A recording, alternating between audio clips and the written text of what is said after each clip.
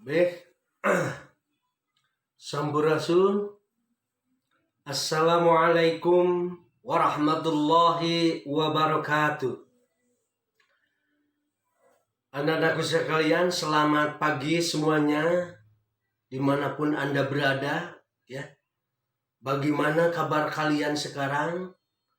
Kita bertemu lagi dengan pelajaran PAI dengan sistem PJJ, pendidikan jarak jauh.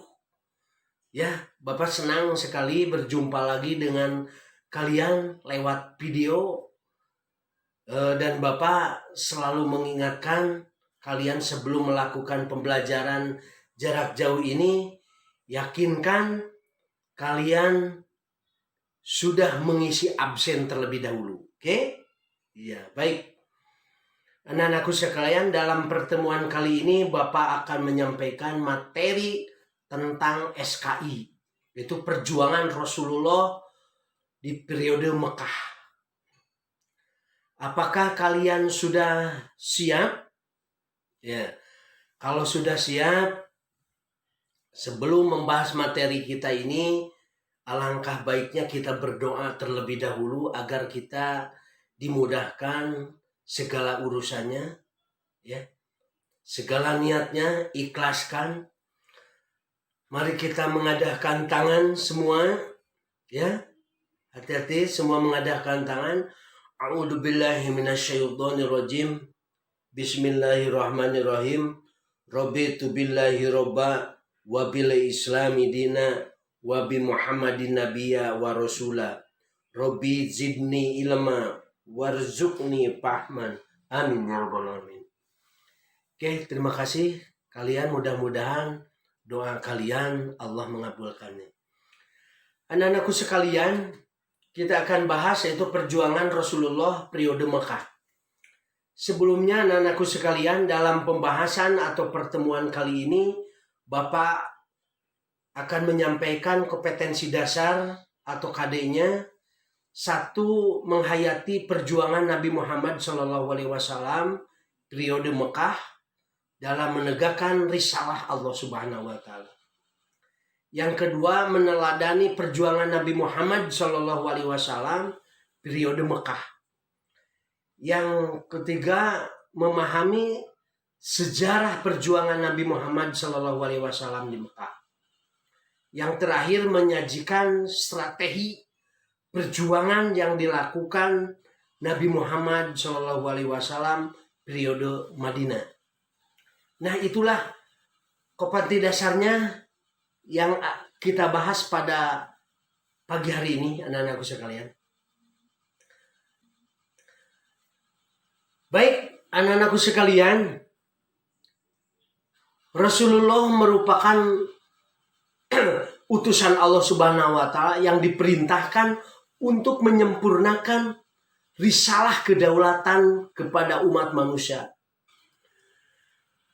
Anak-anakku sekalian, Rasulullah mengawali dakwahnya dari kota Mekah, yaitu kota kelahirannya beliau dalam perjalanan dakwahnya Rasulullah. Rasulullah senantiasa mendapatkan bertentangan maupun perlawanan dari orang-orang sekitarnya atau golongan-golongan orang kafir Quraisy. Karena apa? Dakwah yang disampaikan oleh Rasulullah ini sangat bertentangan dengan kepercayaan yang dipahami dan diamalkan oleh orang-orang kafir Quraisy. Jadi bertentangan. Umat Islam harus mengetahui dan memahami dan mengetahui tentang perjuangan-perjuangan dakwah Rasulullah. Yang kedua, Muhammad bin Abdullah diangkat menjadi Rasul. Ya, yaitu keadaan masyarakat jahiliyah yang jauh dari nilai-nilai kebenaran ini membuat Nabi merasa tidak nyaman. Ya, Nabi pun mengasingkan diri dari Gua Hiro. Nabi mengasingkan diri dari Gua Hiro. Nabi menerima wahyu yaitu surat Al-Alaq ayat 1-5. Ya. Iqra bismi rabbikal ladzi khalaq. Baca dengan menyebut nama Tuhanmu yang menciptakan. Khalaqal insana min 'alaq. Dan dia telah menciptakan manusia dari segumpal darah. Ya. Iqra wa rabbukal akram. Baca dan Tuhanmu yang maha pemurah. Alladzi 'allama bil qalam. Ya, yang mengajarkan manusia dengan perantaran kalam. Jadi a'lama insana ma'lam ya'lam. Gitu. Dia mengajarkan kepada manusia apa yang tidak diketahuinya. Oke. Anak-anak sekalian, yang ketiga, substansi dakwah periode Mekah. Bagaimana substansinya? Sejak kalian duduk di SD, ini tentunya sejarah keteladanan Rasulullah SAW ini sudah dipelajari di lingkungan SD ya. Ini mungkin telah dipelajari dan dipahami oleh kalian. Sekarang kita bahas lagi. Rasulullah sebagai hamba pilihan Allah yang diutus untuk menyampaikan kebenaran kepada umat manusia. Yang kedua, mengawali dakwah di Mekah, yaitu meliputi menegakkan tauhid. Nah, Islam periode Mekah dikenal dengan Islam tauhid. Kenapa?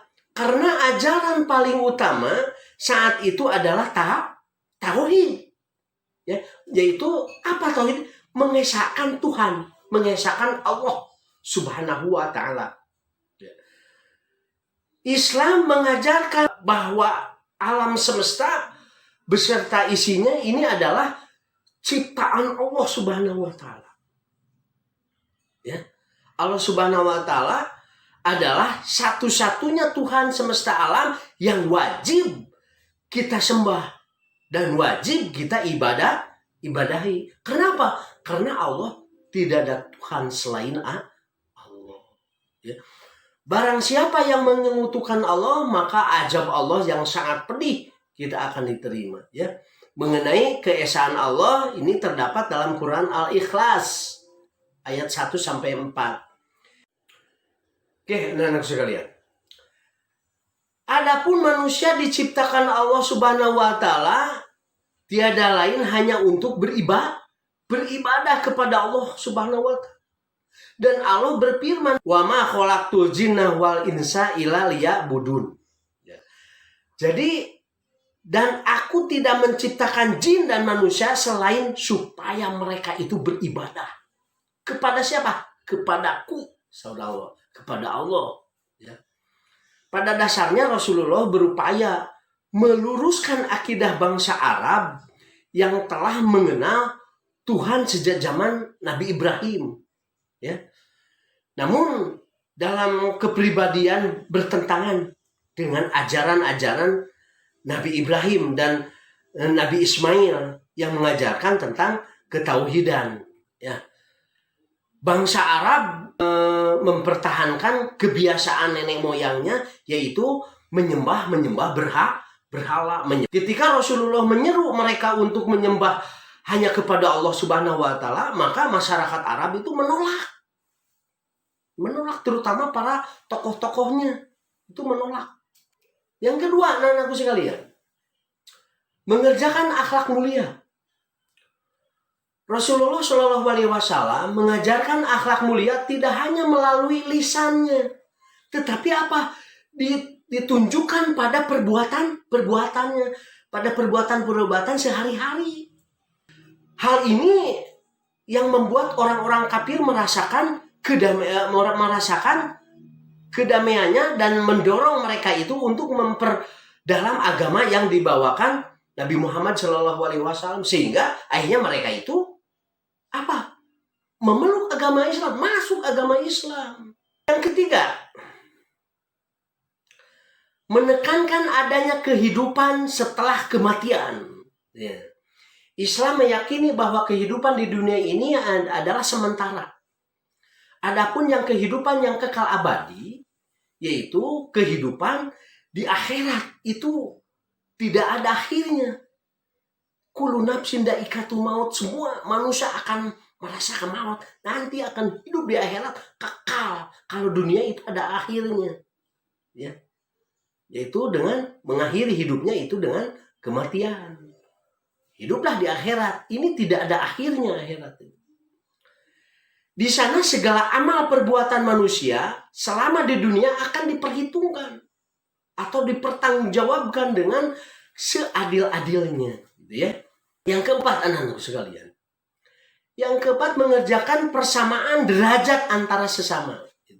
Nabi Muhammad SAW mengajarkan bahwa kemuliaan manusia ini tidak diukur dari harta, tidak diukur dari keturunan, tidak diukur dari suku, tidak diukur dari keindahan tubuh, tidak diukur dari kekuatan, tidak diukur dengan kemampuan, pangkat, jabatan, ya, dalam masyarakat.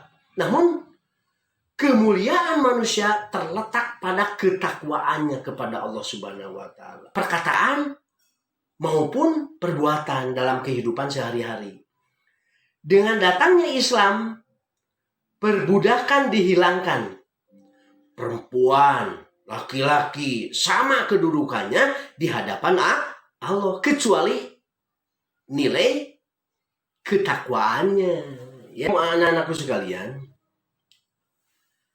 ajaran Nabi Muhammad bertentangan dengan keadaan masyarakat Arab yang sangat menonjolkan keturunan dan sukunya. Mereka itu sering berselisih, bertengkar, bahwa berperang, gitu ya, agar suku-sukunya menjadi yang paling terhormat. Ya. Di antaranya itu mereka itu sangat membanggakan harta dan membanggakan kedudukan. Semakin banyak harta dan memiliki banyak budak, mereka itu semakin merasa mulia. Dengan demikian, ajaran yang dibawakan Nabi Muhammad SAW adalah ajaran-ajaran yang paling sempurna, gitu ya. Oke, anak-anak sekalian, yang kelima, mengajarkan ibadah mahdoh. Mengajarkan ibadah mahdoh. Selain pengetahuan nilai-nilai tauhid, Rasulullah mengajarkan praktek ibadah mahdoh. Seperti apa? Ibadah mahdoh seperti belajar wudhu dan sholat, gitu ya. Ibadah ini diajarkan dengan tahapan-tahapan sesuai dengan petunjuk wahyu. Yang keenam, anak-anakku sekalian, sikap kaum kafir Quraisy terhadap dakwah Islam. Ya, bagaimana sikap kaum Quraisy terhadap dakwah Islam ini? Kaum Quraisy gak mengakui kekuasaan kerasulan Rasulullah SAW, disebut kaum kafir Quraisy. Mereka itu melakukan sebagai cara untuk menghambat dakwah Rasulullah, ya. Menghambat dakwah sebagaimana cara. Di antaranya meminta paman Rasulullah, yaitu Abu Thalib, menghentikan dakwahnya keponakan itu dengan jalan ku saudaranya, yaitu ku Abu Thalib. Namun dengan tegas Rasulullah menolak pamannya dan tetap mendakwahkan agama Islam sebagai cara untuk menggagalkan Nabi Muhammad untuk berdakwah itu gagal sia-sia, karena Nabi Muhammad tegas dan sabar, gitu ya. Kaum kafir Quraisy memboikot Nabi Muhammad, Bani Muthalib, Bani Hashim, dan umat Islam. Selama pemboikotan umat Islam, terkurung di celah-celah kota Mekah, yaitu bernama Shib, ya, Shib, ya. Pemboikotan tersebut dilakukan selama 3 tahun. Nah, anakku sekalian, jadi pemboikotan itu kurang lebih 3 tahun, yaitu yang dimulai tahun ke-7 kenabian.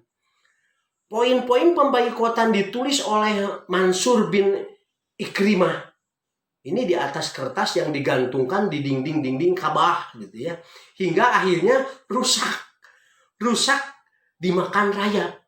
Kemudian kertas itu disobek-sobek oleh Jubair bin Umayyah, ya, oleh Hashim bin Ammar, oleh Mut'im bin Adi, Abu Bakhtari bin Hisam, dan Jamaah bin Al-Waj, ya, itu dirobek-robek.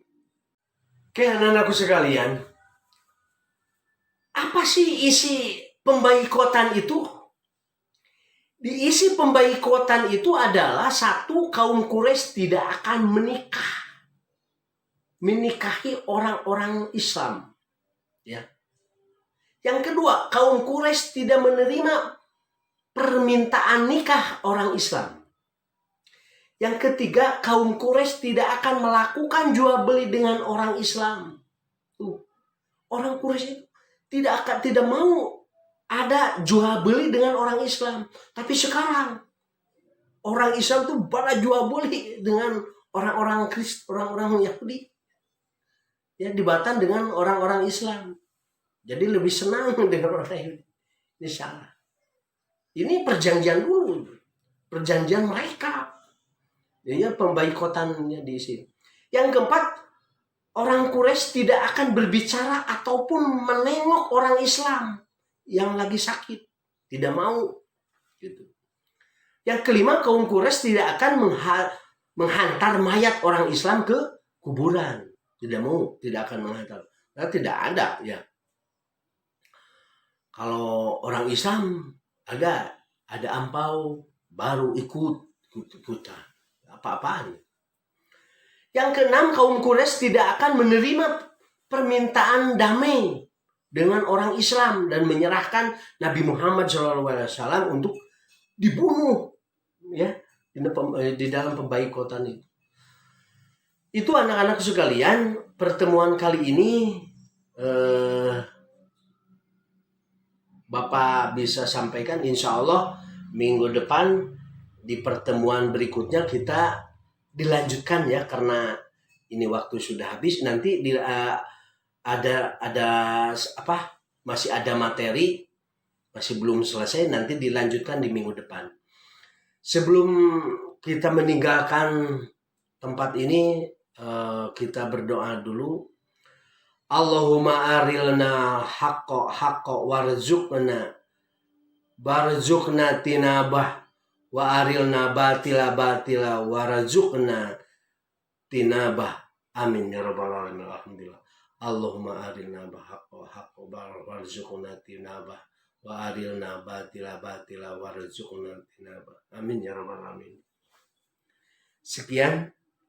Assalamualaikum warahmatullahi wabarakatuh. Sampai jumpa minggu depan.